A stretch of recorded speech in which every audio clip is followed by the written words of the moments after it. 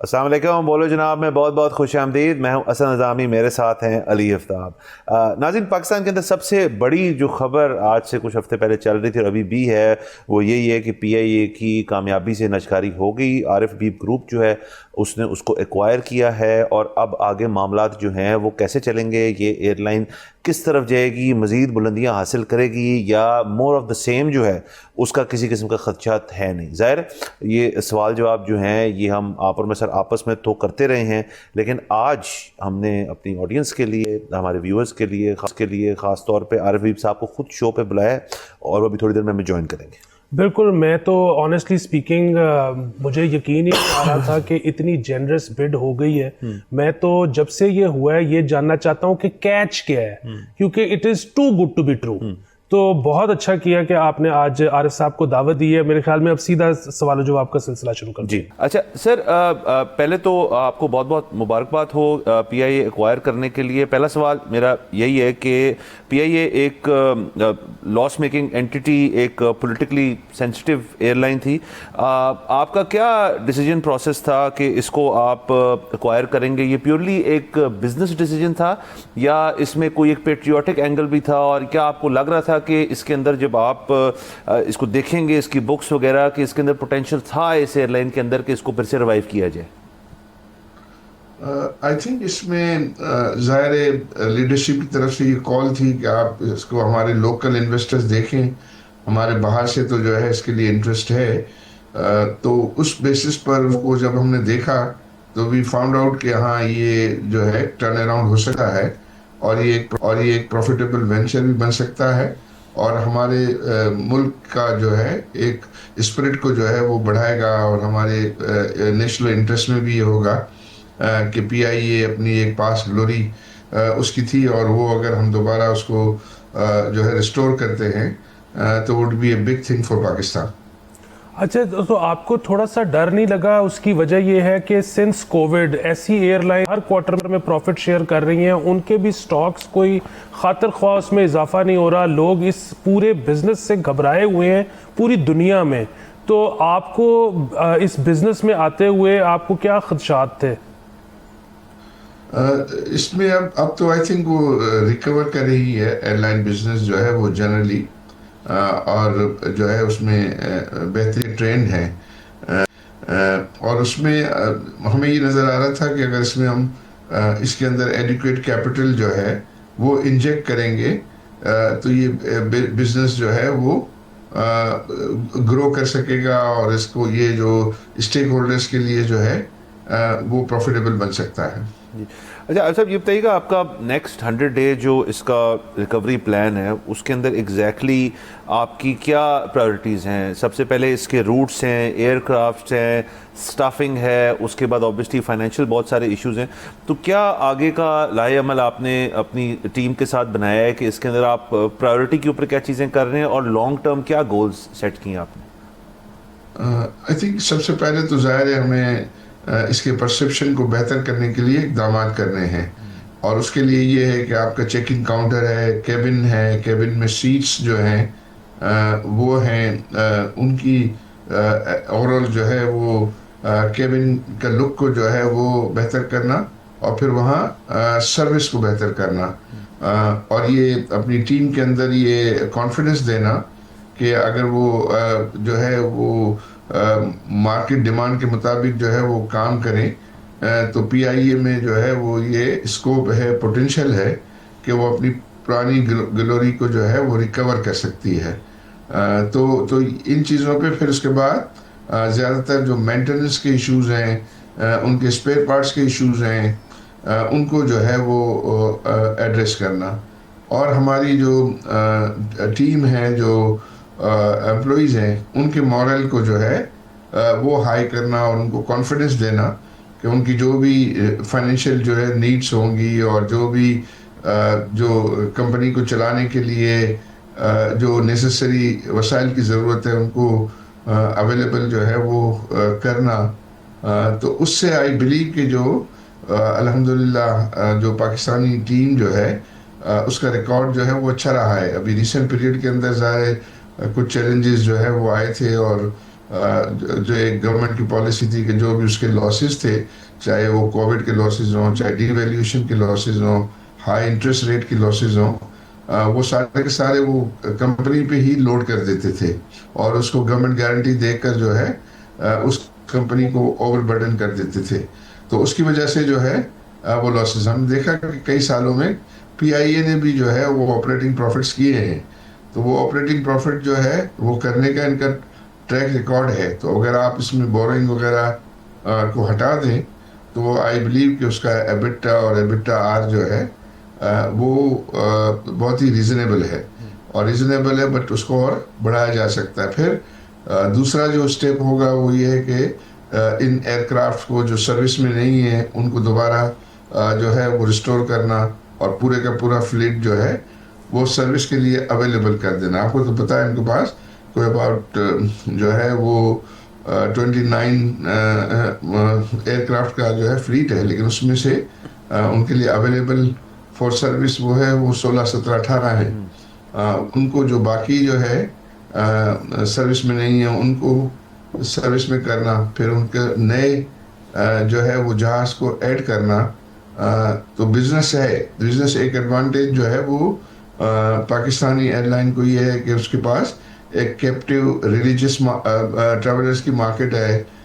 जो पाकिस्तानी डायस्पोरास की बड़ी मार्केट है। उनके कोई अबाउट वो 14 मिलियन है, वो खुद पाकिस्तान आते जाते हैं, उनकी फैमिलीज़ जो है उनके पास बाहर मिलने आती रहती है। तो और फिर आबादी पाकिस्तान की खुद जो है वो काफ़ी बड़ी है। तो अगर आप अच्छी सर्विस जो है वो अवेलेबल करें और जो मॉडर्न एयरक्राफ्ट जो है वो अवेलेबल करें तो उसमें जो है वो काफ़ी पोटेंशियल जो है वो नज़र आता है। तो आप मुख्तलिफ जगहों पे जो इन्वेस्टमेंट कर रहे होते हैं तो आई बिलीव कि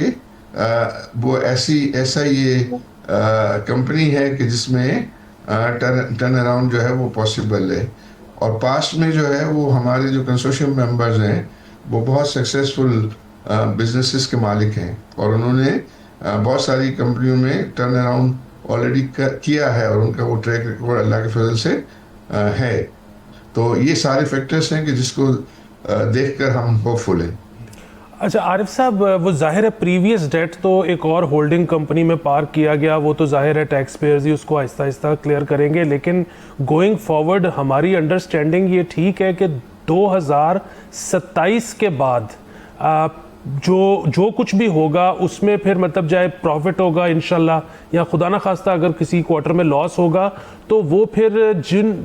आप और आपके पार्टनर्स उसको बेयर करेंगे। उस 2027 के बाद सरकार को कोई इससे सरोकार नहीं रहेगा।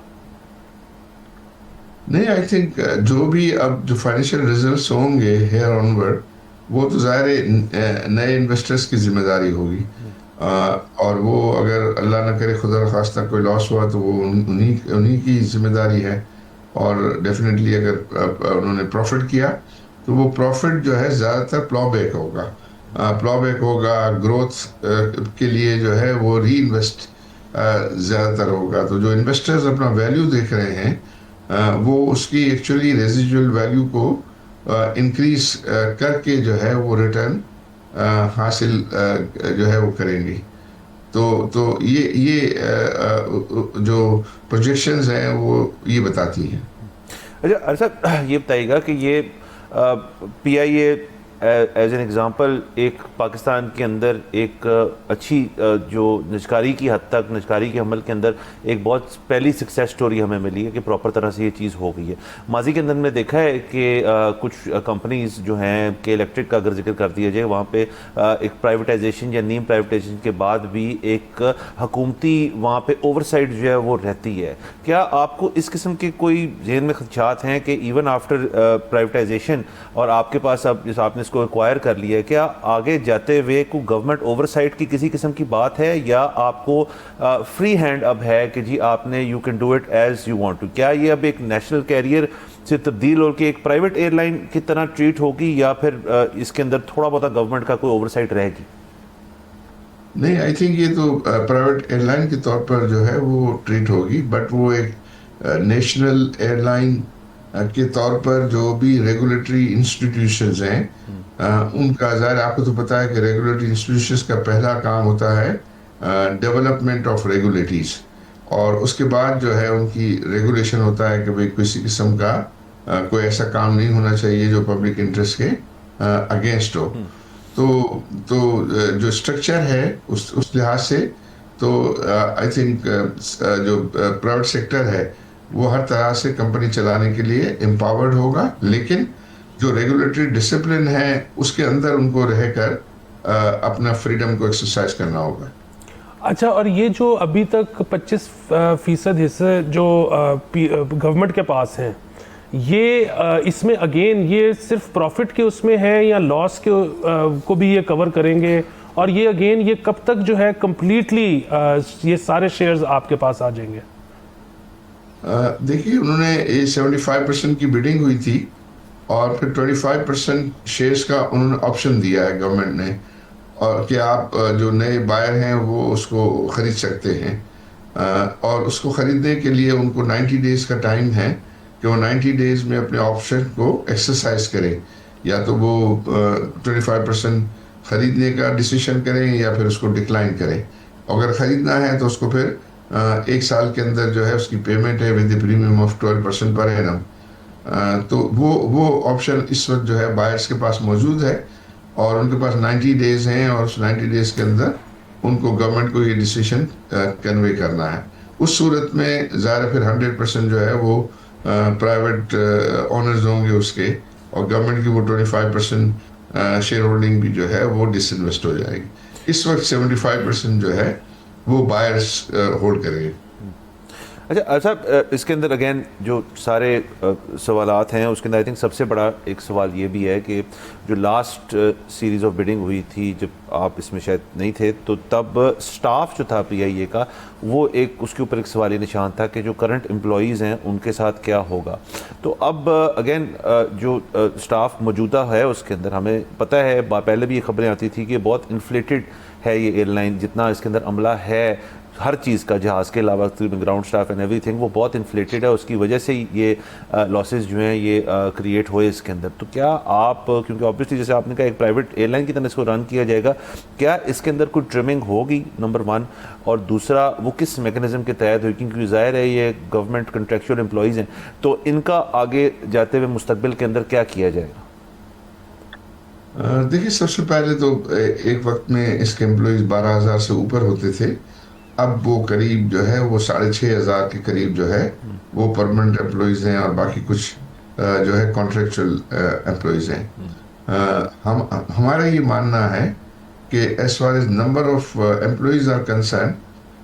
شاید ہمیں اور ضرورت پڑے، اس لیے کہ ہمارے جو ایکسپینشن کے پلان ہیں اس ایکسپینشن کے پلان میں جو ہے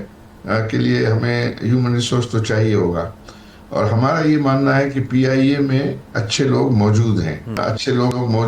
اتنے جو ہے وہ ڈیفیکلٹ انوائرمنٹ کے اندر بھی انہوں نے اس ایئر لائن کو جو ہے وہ چلایا ہے. تو اس کا مطلب یہ کہ اچھے لوگ ہیں. اب ہمیں صرف یہ دیکھنا ہوگا کہ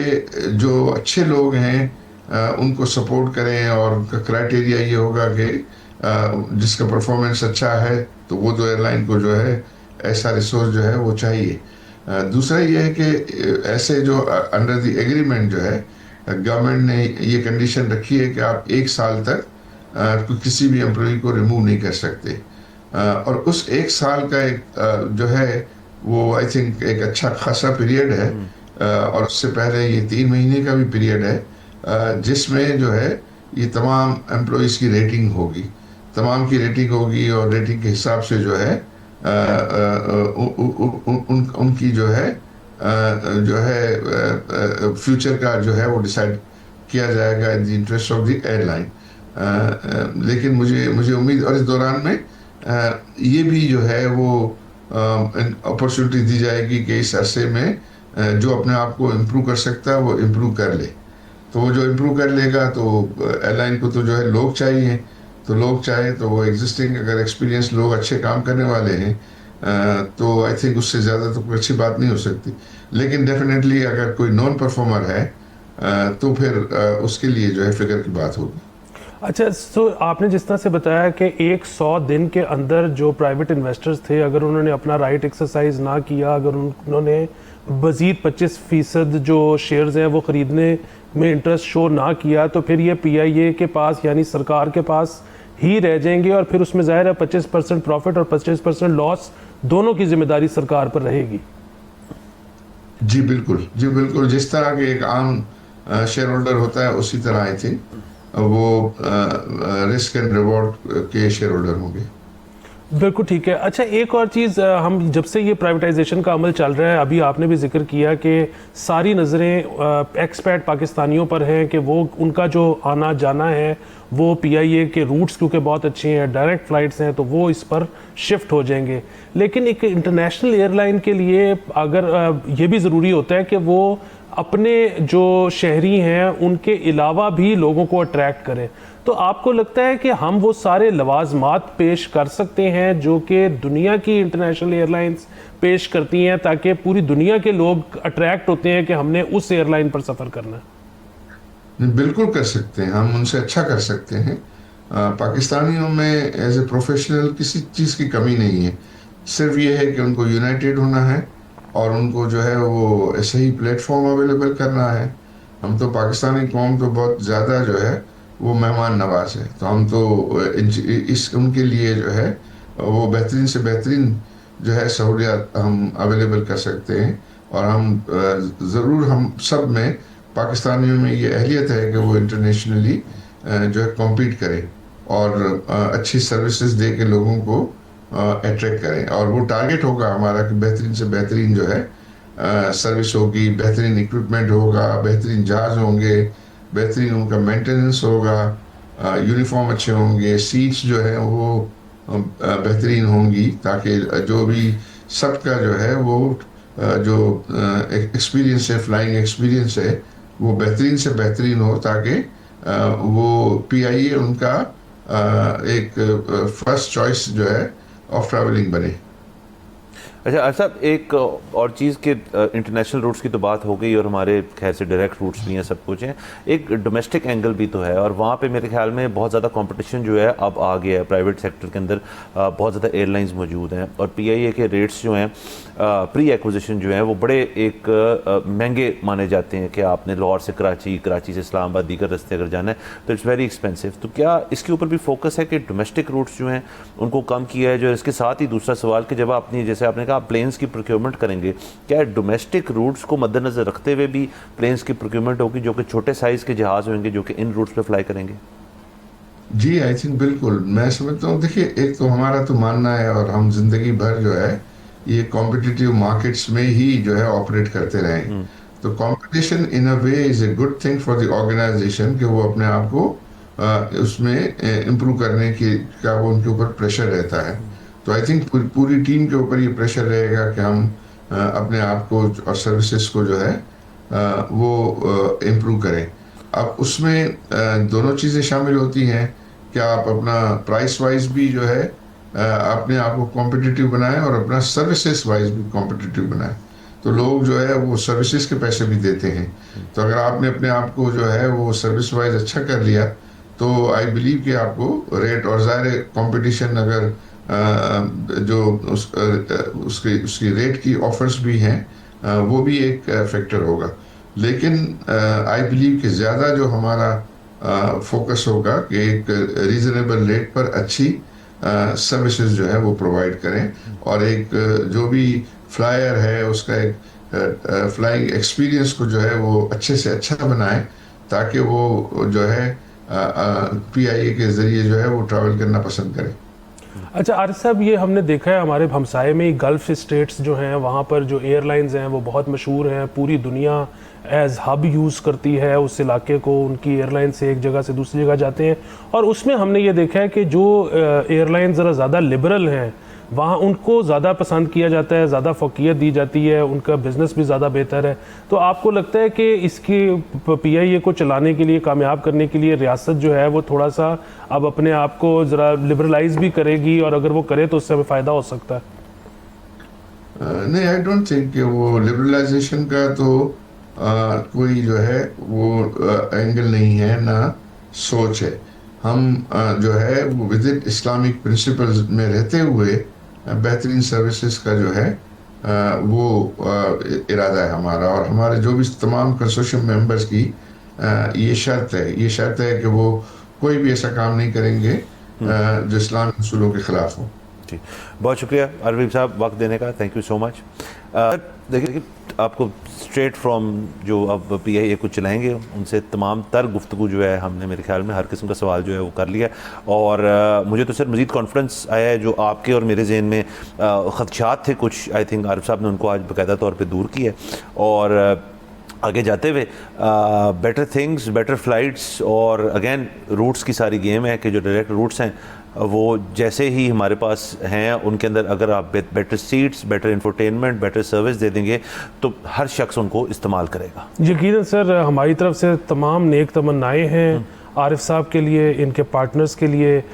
ہم تو ڈیسپریشن میں وہاں تک چلے گئے ہوئے تھے کہ اسی شو پر بیٹھ کر پچھلے سال میں اور آپ یہ کہتے رہے ہیں کہ اس کو بند کر دیں، اس کو 1 روپے میں کسی کو دے دیں اگر کوئی لینے کو مانتا ہے۔ تو اب اگر یہ ان پارٹنرز کی طرف سے اتنی جنرس بڈ آئی ہے تو مجھے یقین ہے کہ وہ اس کو بہت سیریسلی چلانے میں یقین رکھتے ہیں۔ بالکل۔